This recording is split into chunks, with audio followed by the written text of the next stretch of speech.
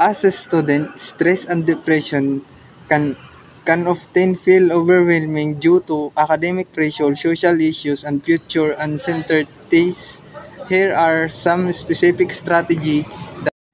Time management. Organize your task and schedule effectively. Prioritize your work and break it down into manageable.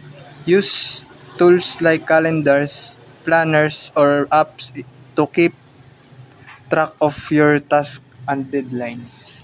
Healthy lifestyle. Ensure you're getting enough sleep, eating and balanced diet, and exercising regularly. Physical health and significantly impacts mental well-being. Socialize. Socialize, spend time with friends and engage in social activities. This can provide a much-needed break from studies and help reduce stress.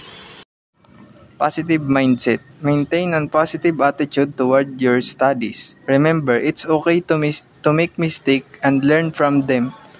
Don't put too much pressure on yourself to be perfect.